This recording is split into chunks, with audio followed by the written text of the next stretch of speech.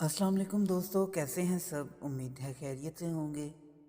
تو دوستو، آج ہم بات کریں گے قدیم یونان کے مذہب کے بارے میں اور جانیں گے کہ قدیم یونانیوں کی مذہبی زندگی کیسی تھی۔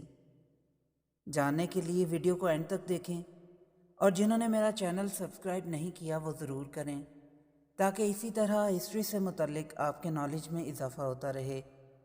تو چلیے دوستو، ویڈیو شروع کرتے ہیں۔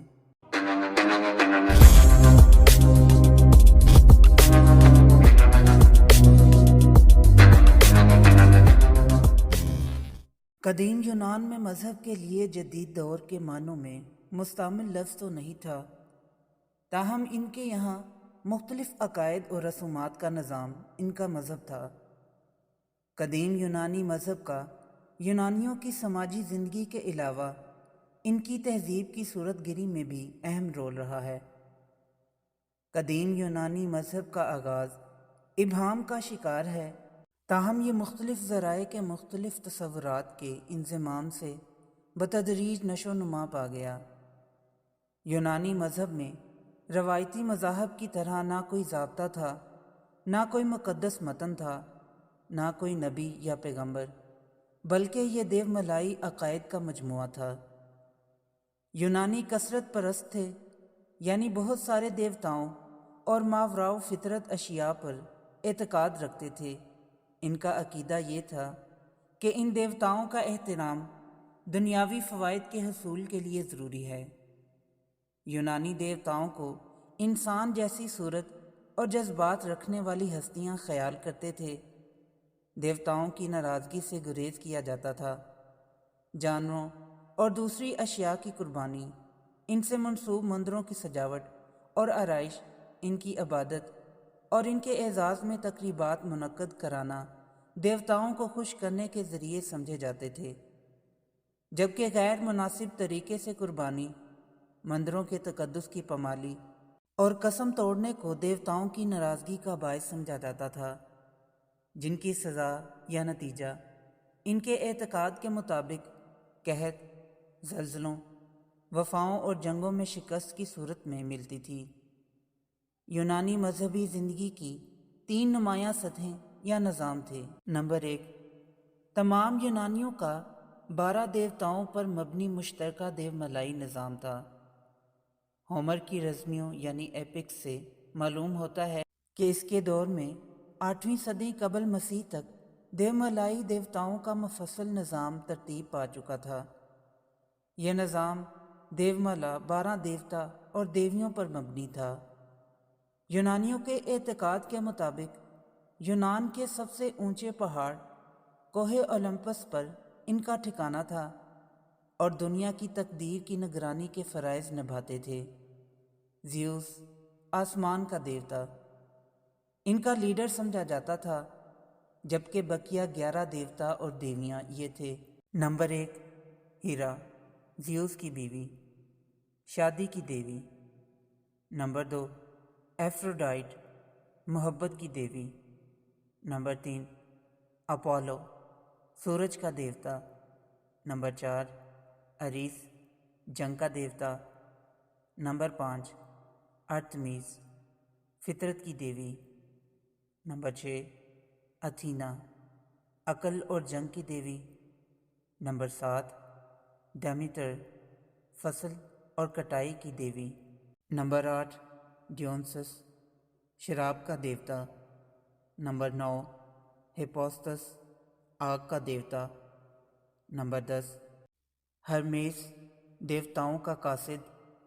اور نمبر 11، پوسیڈن، سمندر کا دیوتا۔ یونانی دیوتاؤں کی ایک بڑی خصوصیت یہ تھی کہ ان کو عموماً انسانوں جیسی خصوصیات والے سمجھے جاتے تھے، سوائے یہ کہ وہ لافانی تھے۔ بلا شبہ وہ بڑے طاقتور خیال کیے جاتے تھے، تاہم ان کی انسانوں جیسی خصوصیات ان کو انسانوں کے قریب لا کر زیادہ خوفناک نہیں سمجھتے تھے۔ قدیم یونان کے ہر شہری ریاست مذکورہ ایک یا زیادہ دیوتاؤں سے منسلک تھی، جن کے احترام میں مندر بنائے جاتے تھے اور ان میں ان کے مجسمے رکھے جاتے تھے۔ بعض موقعوں پر تمام یونانی کوہ اولمپس پر رہنے والے سارے دیوتاؤں کو خراج تحسین پیش کرنے کے لیے قومی تقاریب منعقد کرتے تھے۔ 776 قبل مسیح اولمپک کھیلوں کی ابتدا اس نوع کی قومی مذہبی تقریب تھی۔ مذکورہ بالا مشترکہ دیوتاؤں کے علاوہ ہر شہر کے اپنے مقامی دیوتا بھی ہوتے تھے اور اسی طرح ہر گھرانے کی بھی انفرادی دیوتا ہوتے تھے۔ نمبر 2، قدیم یونان میں دوسرا مذہبی رجحان یا نظام یا سطح مسٹری کلٹ کا تھا، جو عام مروجہ شہری مذہب کی نسبت زیادہ جذباتی اور شخصی نوعیت کے مذہبی تسکین کا ذریعہ سمجھے جاتے تھے۔ مسٹری کلٹ فطرت کے پر اسرار قوتوں کی قدیم پرستش کی پیروی میں ایسے دیوتا پر عقیدہ رکھنے پر استوار تھے جو مر جانے کے بعد پھر سے اٹھ کر فرد کے لیے نجات دہندہ بن جاتا تھا۔ مخصوص عقائد اور رسومات پر مبنی ان مسالک کی رسومات کو خفیہ رکھا جاتا تھا۔ یونان میں مختلف دیوتاؤں پر کئی مسٹری مسالک پائے جاتے تھے، جن میں ایک اہم فصل اور کٹائی کے دیوتا ڈیمیٹر دیوتا کا ڈیمیٹر کلٹ تھا۔ ایک اور اہم ڈائنوسس مسلک تھا جو شراب کے دیوتا ڈائنوسس سے متعلق تھا۔ اس کی عبادت کے سلسلے میں شامل افراد انتہائی جذباتی تزکیہ تقاریب اور بعض ایسی رسومات ادا کرتے تھے جس کے لیے کچھ پہلو بہودہ اور وحشیانہ قسم کے تھے، جو بہت سارے یونانیوں کے لیے گراں بار تھے۔ وقت کے ساتھ اس مسٹری کلٹ کی جگہ نسبتاً بہتر آرفیزم کلٹ نے لے لی، جو ڈائنوسس کی اصلاح یافتہ صورت تھی، جس میں لافانیت اور شخصی دیوتا کے عقائد برقرار رہے، جبکہ بہودہ رسومات کی جگہ روحانیت کے لیے خالص اخلاقی زندگی پر زور دیا گیا۔ مسٹری مسالک یونانیوں کی زندگی میں جذبات کو متحرک کرتے اور فرد اور اس کے مسائل پر توجہ مرکوز کرنے میں اہمیت رکھتے تھے۔ نمبر 3، قدیم یونان کی مذہبی زندگی کی ایک تیسری سطح یا نظام بے شمار ارواح کی پرستش تھی، جن کے متعلق ان کا یہ اعتقاد تھا کہ وہ انسانی زندگی کے ہر پہلو پر حاوی ہیں۔ ہر یونانی فرد اور گھرانے سینکڑوں ایسی قوتوں کا احترام کرتے تھے جو ان کے خیال میں فصلوں کی اگائی اور افراد کی صحت وغیرہ میں مددگار تھیں۔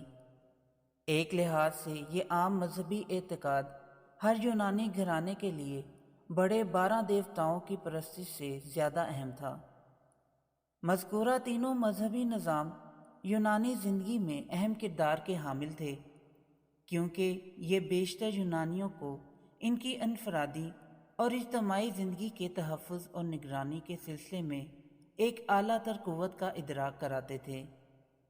چونکہ یہ دیوتا رحم دل اور مہربان سمجھے جاتے تھے اور زمین سے زیادہ دور یا ماورا نہیں سمجھے جاتے تھے، اس لیے یہ زیادہ خوفناک قسم کے دیوتا نہیں تھے۔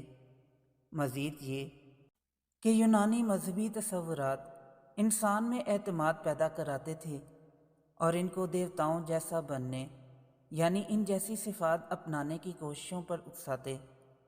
یہی اسپرٹ فکر اور اظہار کے لیے بھرپور حرکت مہیا کرتا رہا۔ نیز یونانیوں کے لیے مذہبی موضوعات، ادب اور آرٹ کی تخلیق کے لیے مواد فراہم کرنے کا باعث بھی رہے۔ تو دوستو، یہ تھی آج کی ویڈیو پسند آئی ہو تو لائک ضرور کریں اور میرے چینل کو سبسکرائب کریں۔ پھر ملتے ہیں ایک نئی ویڈیو کے ساتھ، تب تک کے لیے اجازت دیں۔ اللہ حافظ۔